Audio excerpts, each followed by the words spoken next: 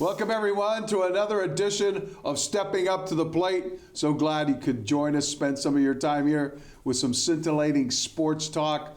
And the talk of all the sports world right now is Juan Soto and that unbelievable contract that he got from the New York Mets. Everyone in New York Yankee world is like upset. And but, I mean, honestly, when you think about it, why should anyone here in Red Sox Nation be upset that the Mets spent more than $765 million of their dollars on one guy? And I would say I would be more upset if they did get him, because I would have questions, Al, about why didn't they spend at least half that much on Mookie Betts? You know, and Al, I don't know how you feel about it, but I'll give you my hot take right off the top. I think it was a fool's errand for the Red Sox to try and perpetrate this fantasy that they were going to land this guy, or that they were in the market for this guy, or they're in on this guy. It was a fool's errand, Al, because you know what? They should have been concentrating on getting what they needed. They should have gone after Max Fried. They probably could have He's gone. He went to the Yankees. And he goes to the Yankees. Yeah, and so there goes another. Maybe Yankees, Blake Snell. He goes to the Dodgers. You know, those are the guys that they need a frontline starter. They don't need. But this morning they said they might bring Pivetta back. That's what the Red Sox will do. And then you had Evaldi, who just signed with the Rangers. It's a joke. It is. And the thing is this, Al, is that they want you to believe that, yeah, we were in on this guy. We were like in the hunt. All they did was throw the price up even higher. Correct. They drove the price of poker up, and they made it more difficult for the Mets to do anything for 18 years. Unbelievable. Stupid. It is. It's stupid money. I mean, I was never, ever, ever in that camp of, you know what? I think I find myself now, knocking on the door, asking if I can come in, because it is just boggles the mind. They just need pitching. So that's what the Red Sox need. Right now, Correct. They need pitching. Well, they went out and got Aroldis Chapman as their back. Yeah, my reaction exactly. 36 years old or whatever he is, he still throws the ball pretty well. I mean, he might be he's one of the few humans on this planet. He might be an 8-inning or a 9-inning guy. Triple digits, But I mean, are they going to require him to do that every night? Same thing they did with the kid that's gone now, Jenkins. Kenley Jansen. Yeah, I mean Jansen. Same thing. Yeah. You just maybe over the hill a little. 35 or 36-year-old. You know what? I think it was the Red Sox ploy, maybe, to get the fans all excited about, hey, we're going after Soto. Hey, we're in the mix for Max Fried. Hey, maybe Corbin Burns or this guy Garrett Crochet from the White Sox. Yeah, they'll get and you know what they're going to wind up with? Bupkis. They're not going to have anything. And then at the end of it, they're going to get rightfully booed at their Winter Carnival, which, by the way, I think they canceled because they're tired of getting booed. Well, I mean, let's be honest about it. The fact that they said they were going after Soto, Fried, all of these guys, and they didn't get them is much more of an indication of nobody wants to come here. I don't care what the money is. Al, bingo. Precisely. You hit it right on the head. Who's going to want to come here now? No. Who's going to want to come here to have to deal with the weighty burden of playing for the Red Sox, dealing with the media, dealing with the fan base, the expectations? Everyone who wants to win, wants to go with the winner, winning organization. Do you think they'd get Mookie Betts back here? No. No. They're going to move Not Mookie Betts. years. I just read this week they're moving Mookie to shortstop. Smart. You know what? That's not a bad. That's not a bad He's landing a spot second for baseman him. with the Red Sox, and then he went out in the outfield. He played some shortstop. I don't know. That to me is questionable of what they want to do there. But Al, consider this: what this team might have looked like, and the success it might have had, and the other players we might have drawn, had you just had the foresight to pay Mookie. It wouldn't have mattered. $320 million. It wouldn't have mattered having Mookie Betts in the lineup. They might have won more games, but they weren't going to win without pitching. These prospects again? But they wouldn't have won without pitching.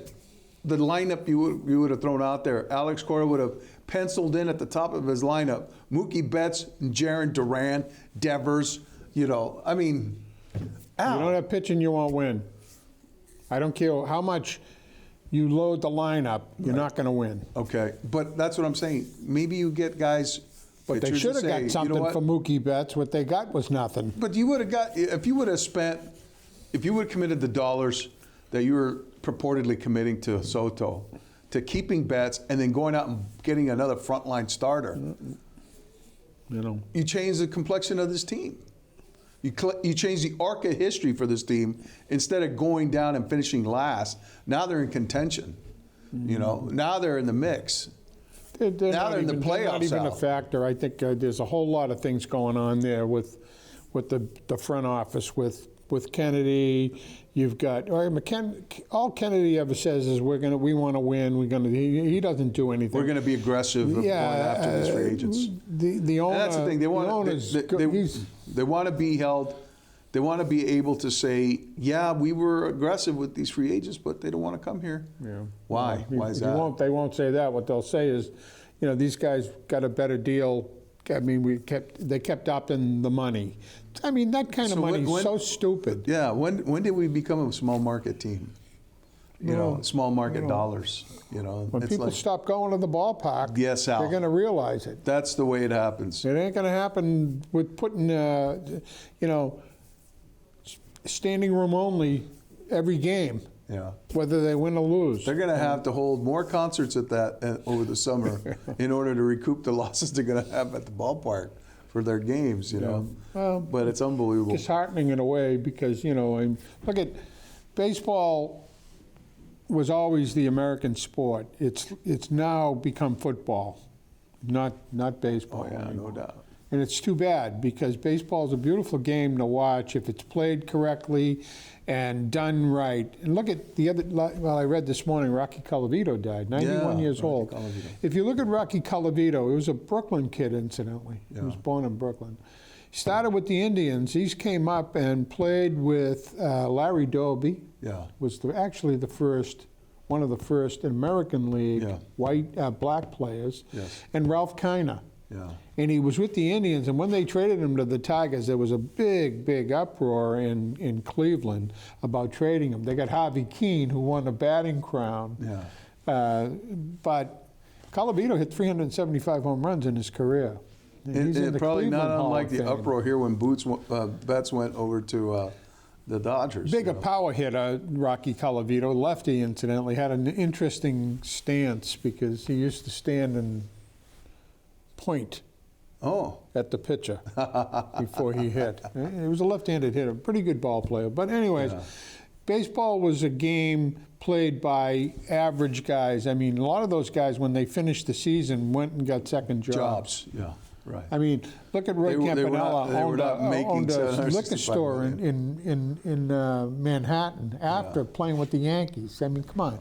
Today, it's like anything else. It's generational wealth. But anyways. And it's funny because the baseball guys are now the envy of everybody else. You're not going to see anything approaching that in the NFL. You're not going to see anything approaching that in the NBA, although they're halfway there. You're not going to see anything, of course, approaching that in the NHL.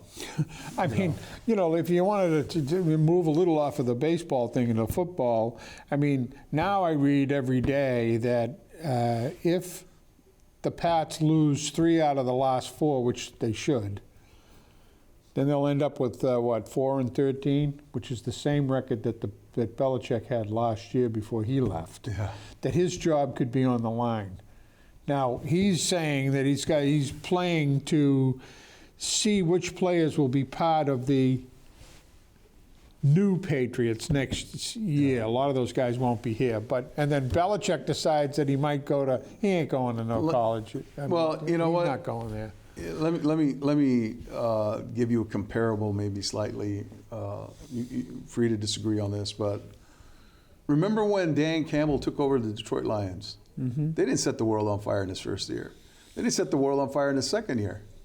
They were losing horribly in those games. They went on a 0 for streak. that had him crying at the podium sometimes because of how hard these guys were playing for him, and yet they were getting no results. I don't see that investment from Gerard Mayo in his team right now.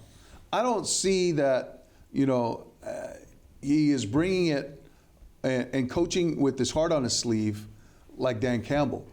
Because you know what? Dan Campbell turned that whole franchise around, and now everybody wants to play for that guy. Everybody loves that guy. I think the difference is the area. You're under a microscope when you're either a coach or a player in Boston or New York than you are in Detroit. Right. And so Mayo could be doing the right things, but he's going to be criticized on his style, on his calls, they keep questioning. And you know what? How come he's going for these things? And he said that at the very beginning. He says, I'm going to be making mistakes. So at least he was transparent enough to say, I'll be making mistakes, and you're free to call me on them. I think, but you know what? I don't think anybody can make a judgment on Mayo off of this season. I think the good thing is that we've got a quarterback that you can build around. They need to get an offensive. They got to start stocking. If they get a first, a second, or third round pick this year, it had better be somebody on the offensive line that can stabilize that line. And a top flight receiver. Well, the receiver side, you're going to have this kid. This kid brings a lot to the table. He's kind of like an Allen in a way, not as strong, but yet. He's kind of like Mahomes in a way. They're mobile, they can run, they can pass. So I think you can build around that.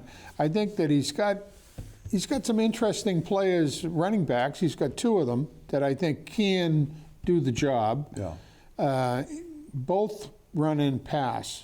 Both, I think Stevenson is a better pass catcher than people give him credit for. But they're down on him now, in terms of his production. No, that's the offensive line. The offensive line stinks.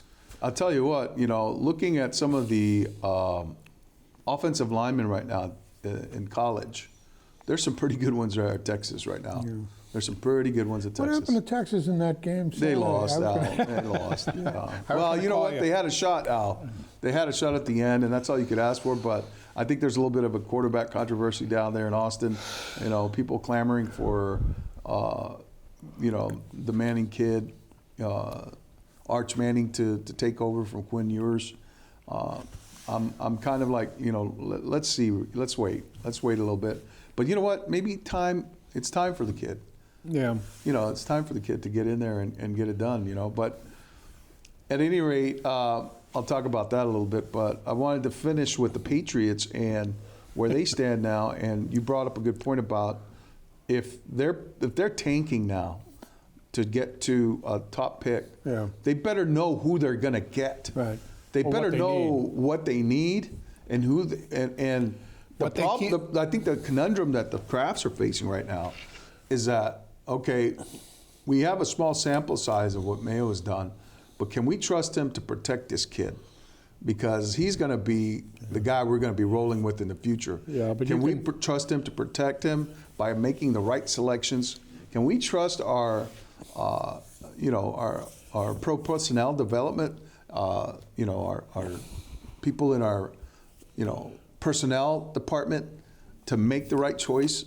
Well, that's the bigger issue. Yeah. Because Mayo's going nowhere with Kraft. Kraft, he's signed up till he dies with the Patriots. Well, Mayo I don't know. Jonathan may not be such a supportive figure in their front office. It's a bigger issue for Kraft to get rid of Gerard Mayo. Let me ask you this. Would you rather Gerard Mayo or Mike Vrabel? Oh, at this point, I'd take Vrabel over Mayo. Yeah.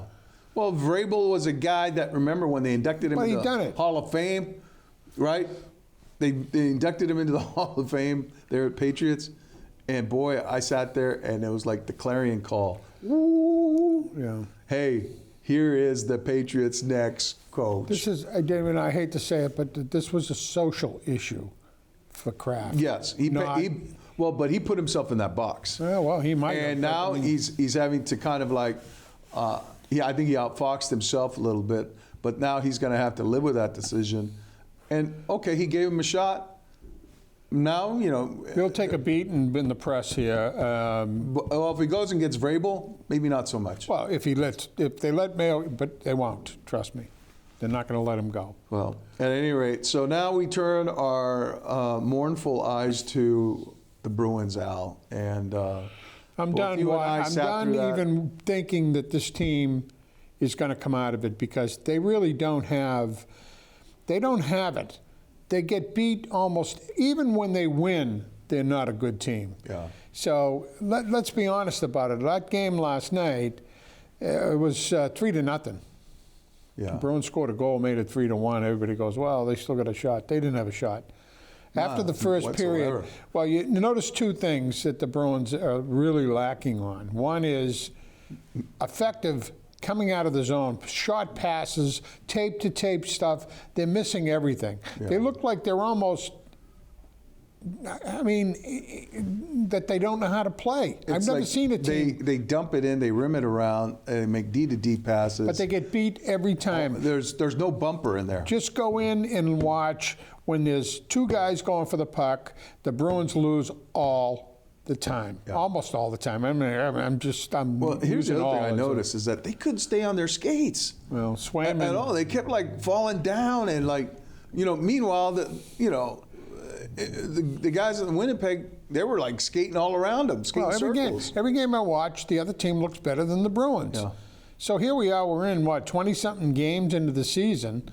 I mean, Pasta got 10 goals. Yeah. And Marchand, who everybody wanted to kill at the start of the year, has got 11 and leads the team in goals. And Marchand kind of called out the team at the end of that game. He plays hard every game. All the time. But he was questioning their work ethic in practice. He says, we've had some sloppiness in practice, and he says the way you practice translates to the way you play. That's kind of the coaching. And you know what, but he's got to step up. And maybe these are the things that he wasn't doing for Jim Montgomery, but he realizes, I've got to do this for Joe Sacco. We'll see. Because, I need to put my arms around this team and lead it, you know. I don't care about the score. What I care about is how they played. Effort. And they did not play well. Swayman looks like you can blame that he didn't have the full training camp because of the salary stuff. You know what? He's been miserable. I mean, when he has to make a save, he doesn't. Right. If you looked at Hellenbach last night, first period, kept them in the game, even though they were up 3-0. Bruins had 2 or 3 chances to come together there, and they didn't. Why? Because he made the big save when he had to. Yeah. Swayman has not made the big save. I'd start Corpusalo in Seattle and let Corpusalo, and if he wins, I'd play him again. Yeah. And That's say to Swayman, until you get your game in order, you're not going back in the net. And you know what? Some of that is the forwards not coming back. They don't forecheck. They don't back check. They can't. What is it that they can do? They have a bad power play and they have bad penalty. 3 goals they gave up on the power play last night.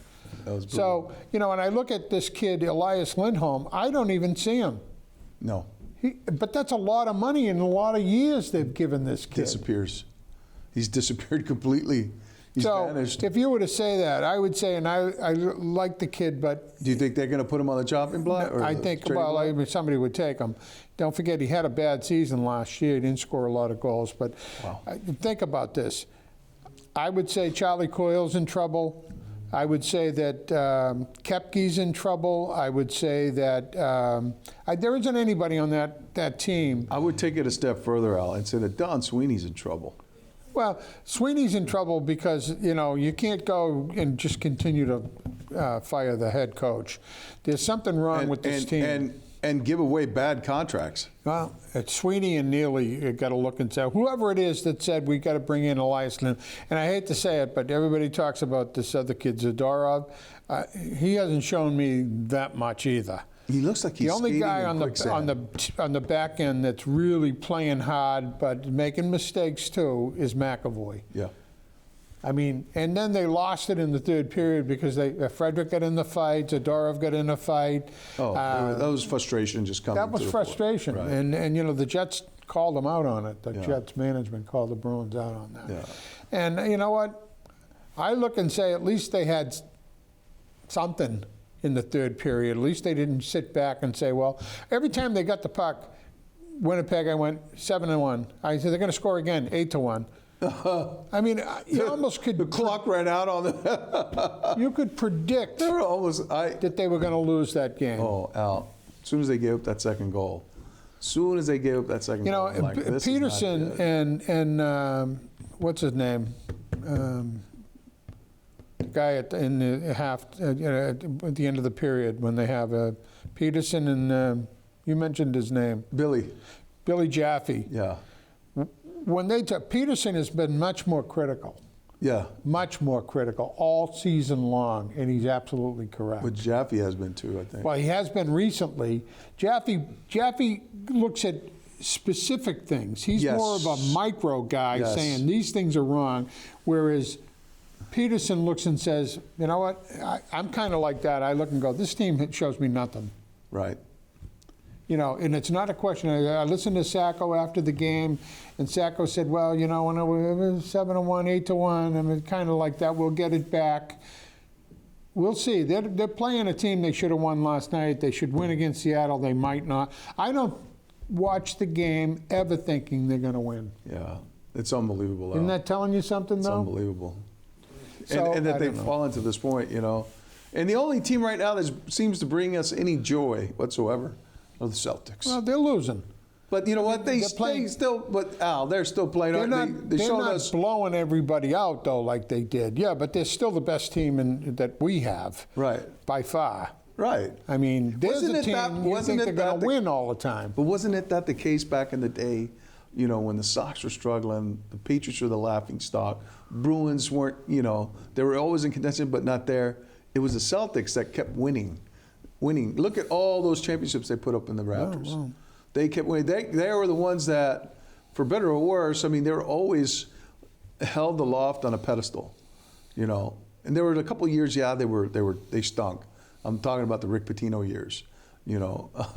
But they came back. And you know what, Al? Ownership brought them back. Well, And that's a good. And now these guys are walking away, and I want to know, are they gonna bequeath this, not to the highest bidder, but to the person who's going to be earnest about maintaining what they started, Yeah, well, you know, I and think- adding to that. you know, here again, they did something that a lot of teams wouldn't do. They put Mazzullo in there and said, okay, they have a good team. Okay, everybody knew they had a good team.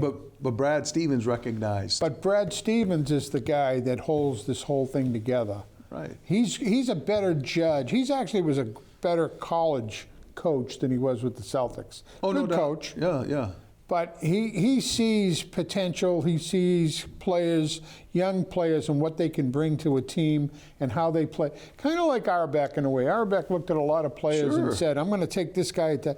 And Auerbach did some crazy things. Though. Like drafting Larry Bird when he was a junior. A junior, but he also did things like he brought in Dave Bing. Yeah. He brought in Maravich. He brought in Yes, I remember that. Walton. He brought in guys that were terrific players, couldn't play like they played, like Walton was always hurt. Yeah. Maravich was at the end of his career. Right. Dave Bing was at the end of his career.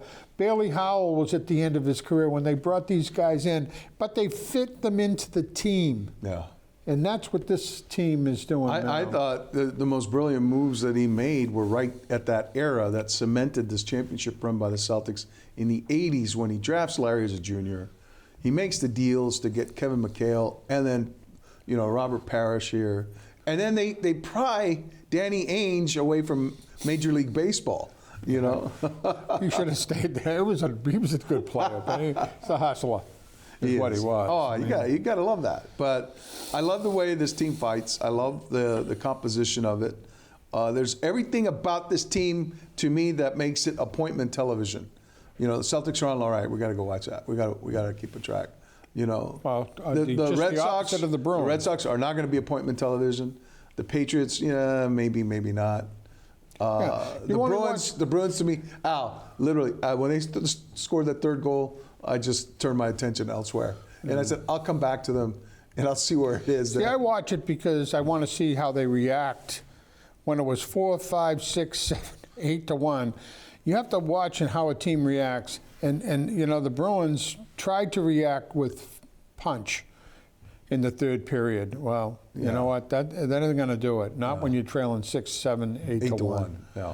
And you know, I feel bad for the only three guys on the team. I feel bad for Pasta because I don't think he's getting any help. He's got nobody that everybody wants to feed him, but he's way over on this side. That goal he scored, Sniped it. Yeah. well, way up over the guy's shoulder. Yeah. Marchand is a hustler, and McAvoy tries his best all the time. But you know, guys like Lorai, who's young, makes a lot of mistakes. Yeah. Peak makes a lot of mistakes. I mean, they're hurting on defense, and if Hampus comes back and he's better, that might help. Is it time to him a bring little. up these guys, Merkelov, Lysell, you know, Well, do something? Lysel's he's offensive. Merkelov is supposedly a 200 type of guy. I would bring back up Patras because he's got 3, 4, I think it was 5, 6 goals and 8 assists or whatever. I don't ever look at what they do down there and say they're going to do it up here. And they're playing with the big guys all the time. But I think they have to do something, and they have to get some scoring. They only scored 1 goal last night. So I would play Lysell. I would bring Merkelov up. I would bring Patras up. Do something. You got to do something. Either that, or he's going to take Frederick, Coyle, Geeky. There's a whole host of them. Pavel Zacha, and say, see you later. Yeah. Well, in the last minute and a half we have here, I wanted to address another news item that percolated this week, going back to the world of college football. Al, Bill Belichick to the North Carolina Tar Heels. Ain't going to happen.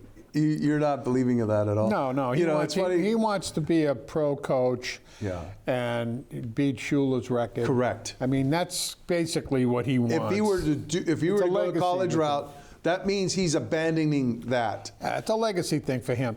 I mean, he's been around for a long, long time. And I really believe that somebody's going to look, or some pro team's going to look and say, you know what, let's give him a shot for a year or two. Well, and maybe that's what this whole thing is, to kind of rejuvenate or rehabilitate his career a little bit. If he gets close, somebody on the pro side is going to call him up and say, why would you want to do that? Why don't you come with us? We'll let you do this or let you do that.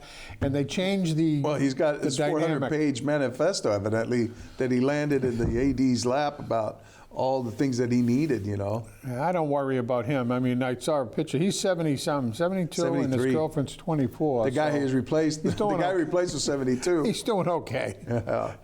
But no, I think that it's a bit of a ploy, but part of me wonders, well, what if he does this thing? He may not be long for it when he realizes all that goes into it. You know what? I was surprised that in the short time we have left, the kid from Brockton there went to AJ DeBasta won. But he went to BYU. BYU. I thought he'd go to North Carolina. Well, he's a guy that has been in that realm out there, playing at a prep school out there. Yeah. So BYU is kind of an interesting school. All the best to him. Yeah.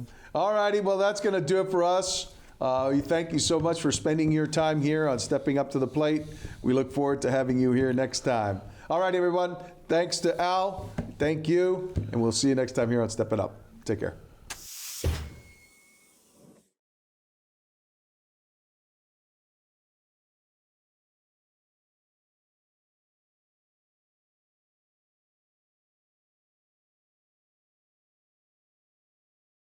Three, two, one. Here we go.